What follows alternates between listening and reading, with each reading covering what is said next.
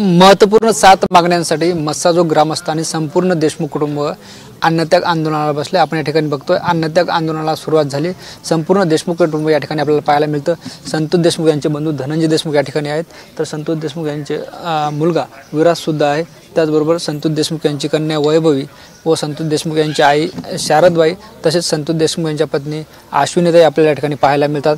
या संपूर्ण देशमुख कुटुंब या ठिकाणी एकंदरीत बसलेलं आपल्याला पाहायला मिळतं। मोठ्या प्रमाणात महिला आहेत, पुरुष आहेत आणि आपण देशमुख कुटुंबियांशी बातचीत करण्याच्या ठिकाणी प्रयत्न करणार आहोत। आपल्यासोबत धनंजय देशमुख आहेत। भाऊ, काय सांगाल? 77 दिवस उलटून गेलेत, आज उपाशीपोटी अन्नत्याग आंदोलन करताय। आम्हाला अन्नत्याग आंदोलनच नाही तर आम्हाला न्यायासाठी जे काही करावं लागेल, जे काही पावलं उचलावं लागतील, मग त्याच्यात गावकरी असेल, देशमुख कुटुंबीय असेल, ते आम्ही वेळोवेळी उचलणार आहोत। आम्हाला न्याय आम्ही स्वस्थ बसणार नाहीत। खरं तर ही दुर्दैवी गोष्ट आहे, आमचाच माणूस त्यांनी हिरावून घेतला आणि आम्हालाच रस्त्यावर येऊन बसायची वेळ येत आहे। सगळ्या यंत्रणा कार्यरत जरी असल्या तरी आघात ज्या गोष्टीमुळे झाला आहे ती गोष्ट अजून समोर आलेली नाही आहे की ज्या गोष्टीमुळे, ज्या हलगर्जीपणामुळे किंवा चुकीच्या माणसांसोबत संपर्क केल्यामुळे या सगळ्या घडल्या आहेत। आरोपींना खरं तर एवढं अभय दिलं गेलं नसतं तर ह्या घटना घडल्या नसत्या, परंतु हे दुर्दैव आहे की त्या लोकांसोबत जास्त यांची जवळीकता होती आणि त्यातून हा आमचा भाऊ संपवलेला आहे। यांनी ही गोष्ट आमच्या सगळ्यांच्या समोर आली पाहिजे प्रामुख्यानं। आणि आमचं हे अन्नत्याग आंदोलन आहे ते असं 2 दिवसात चालू राहणार आहे। जर उद्यापर्यंत आम्हाला काही सकारात्मक नाही मिळाला तर आम्ही पाणी देखील घेणार नाहीत। धर्मभाऊ, काल आपण बीडचे पोलीस अधीक्षक नवनीत कावत यांची भेट घेतली, काही महत्त्वपूर्ण माहिती तुम्ही त्यांना दिली, नेमकं त्या भेटीत काय महत्त्वाची चर्चा झाली?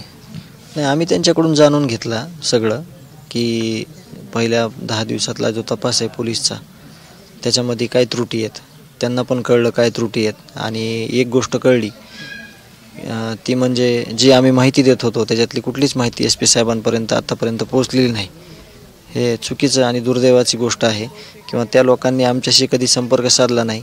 झालेली चूक याच्यावर कसा पडदा टाकता येईल त्याच्याकडेच जास्त प्रशासनानं लक्ष दिलं आणि ती सुधारण्याची कधी म्हणजे प्रयत्न केला नाही। आणि आमची जी काही मागणी आहेत बाकीच्या सरकारी वकिलासंदर्भातली असेल, कृष्णा आंधळेला अटक करण्यात यावं या संदर्भातला असेल, या अनुषंगाने सगळ्या चर्चा झाल्या। आपण बघतोय अगदी सुरुवातीपासून जे आहे ते जे सुरुवातीचा तपास होता तो केज पोलिसांनी केला होता, त्याच्यावर तुम्हाला संशय होता, नेमक्या त्यातल्या महत्त्वाच्या त्रुट्या कोणत्या होत्या की ज्या त्यांनी तेव्हाच करायला पाहिजे होतं, त्या शिल्लक आहेत आता? 10:30 वाजेपर्यंत घटना घडल्याच्या दिवशी आरोपींचे मोबाईल चालू होते, यांनी त्यांना पकडलं नाही। यांनी त्याच्यानंतर हे रास्ता रोको आंदोलन जे केलं न्यायाचं पहिल्या दिवशी ते कसं मोडखळीस येईल, ते कसं म्हणजे मोडेल याकडे जास्त ट्रेस दिला।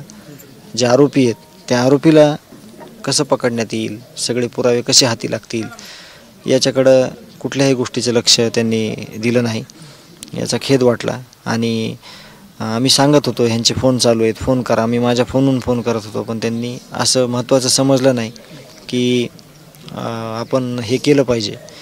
त्यांनी त्यांचं काम करत राहिले चुकीच्या पद्धतीनं आणि आम्ही न्यायाची भीक मागत राहिलो।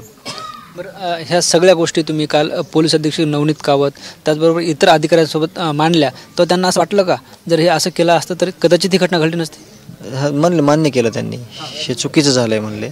जे काही ह्यांचं सगळं आम्ही CCTV फुटेज दिले ना, आरोपी 8 तारखेला 4 ते 4:30 पर्यंत एका PSI सोबत जर चांगलं हितगुज करत राहतोय म्हणजे त्याला अभय तयार झालं, म्हणजे मी काही जरी केलं तरी मला काय होणार नाही असा अभय तयार झाल्यानंतर त्याच्यानंतरच ह्या घटना घडलेल्या आहेत। हे म्हणजे कुठेही न झाकणार आहे किंवा 6 तारखेला घटना घडलेली अट्रॉसिटी जर दिली असती, खरी होती ती, काही खोटी नव्हती, एका दलित बांधवाला हाणमार झाली होती, तरी देखील ही गोष्ट घडली नसती। हे SP साहेबांनी मान्य केलं आमच्यासमोर की ही चूक आहे, अशी चूक व्हायला नव्हती पाहिजे आणि असं नुकसान व्हायला नव्हतं पाहिजे।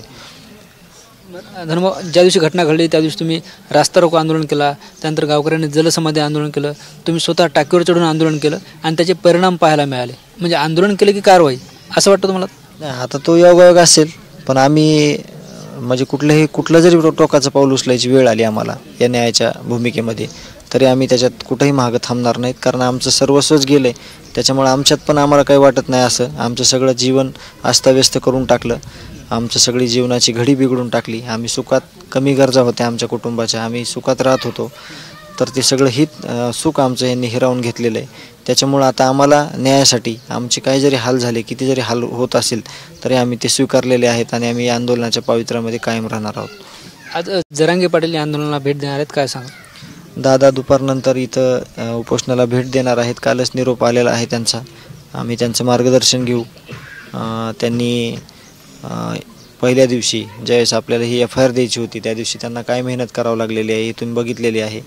त्यांना 8 तास रस्त्यावर बसावं लागलं, FIR दर्ज करावा लागला. तर ह्या सगळ्या गोष्टी बघितलेल्या आहेत. जे काही आंदोलनाची आमची दिशा आम्ही त्यांच्याशी चर्चा करू, गावकरी चर्चा करतील आणि पुढची दिशा ठरेल. निश्चित आपण बघतोय हे होते धनंजय देशमुख ज्यांनी आपल्या संवाद साधलाय. आपल्यासोबत संतोष देशमुख यांच्या कन्या वैभवी आहेत. वैभवी, काय सांगशील, अगदी सुरुवातीपासून जे आहे तो हा लढा तू नेटाने लढतेस, आज अन्नत्याग आंदोलनात सहभागी झालीस. आजपर्यंत आमची अपेक्षा म्हणजे कोणतीच नव्हती, पण आज आमची अपेक्षा आहे. म्हणजे ज्या वेळेसपासून ही घटना घडली आहे त्या दिवशीपासून आम्हाला तेच वाटतं की माझ्या वडिलांना लवकरात लवकर न्याय मिळाला पाहिजे. आणि अपेक्षाशिवाय जी गोष्ट घडते त्याच्यामध्ये खूप मोठा आनंद असतो. पण आज कित्येक दिवस झाला आमची अपेक्षा तीच आहे की आम्हाला लवकरात लवकर न्याय मिळाला पाहिजे, तरीसुद्धा देखील आम्हाला न्याय मिळत नाही आहे. त्यासाठी हे उचललेलं गावकऱ्यांनी नाही तर आज देशमुख कुटुंबियांनी सुद्धा उचललेलं पावले की हे अन्नत्याग आंदोलन करून आमच्या न्यायाचा जो लढा आहे तो आम्ही पुढे नेऊ. निश्चित आपण बघतोय ही वैभवी होती. आपल्यासोबत संतोष देशमुख यांच्या आई शारदबाई आहेत. आई, काय सांगसाल, 77-78 दिवस उलटले, आज अन्नत्याग आंदोलनात तुम्ही स्वतः सहभागी झालात. आता काय, न्याय भेटल्याशिवाय काहीच करायचं नाही ना. दुसरं न्यायच पाहिजे आणि आरोपीला कठोरात कठोर शिक्षा झालीच पाहिजे.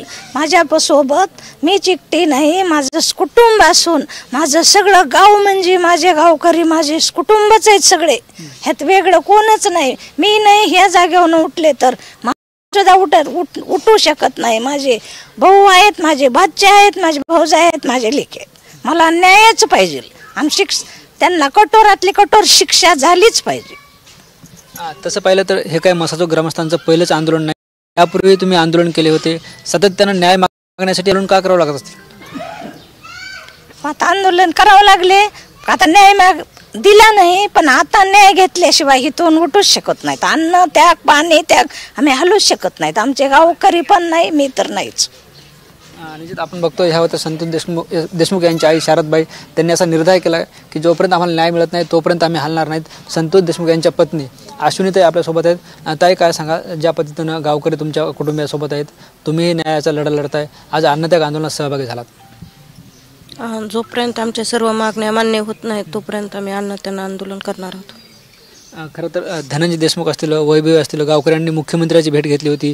मुख्यमंत्र्यांनी शब्दही दिला होता की एकही आरोपीला सोडणार नाही, तरीसुद्धा तुम्हाला आंदोलन करावं लागतं. त्याची शेवटी खंत आहे. 3 महिने होत आले तरी पण आणखीन काहीच झालेलं नाही, त्याच्यामुळे अन्नत्याग आंदोलन बसलेला होता. बरं, या आंदोलनाच्या माध्यमातून मुख्यमंत्र्यांना काय विनंती असणार आहे, काय मागणी असणार आहे? लवकरात लवकर आज आमच्या मागण्या मान्य कराव्या एवढीच मुख्यमंत्र्यांनी. निश्चित आपण बघतोय हे संपूर्ण देशमुख कुटुंब होतं ज्या अन्नत्याग आंदोलनात सहभागी झाले. संतोष देशमुख यांना न्याय मिळावा या मागणीसाठी अन्नत्याग आंदोलन सुरू आहे.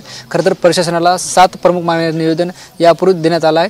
2 दिवसात तोडगा नाही निघाला तर आम्ही पाणीही त्याग करू असा इशारा जे आहे ते संपूर्ण कुटुंबियांना असेल, गावकऱ्यांनी दिला असेल. आता यावर राज्य सरकार असेल, प्रशासन असेल, काय तोडगा काढतं हे पाहणं महत्त्वाचं ठरणार आहे. कॅमेरा पर्सन रोहित देशपांडेसह ज्ञानेश्वर लोंढे, TVN मराठी, मस्साजोग, बीड.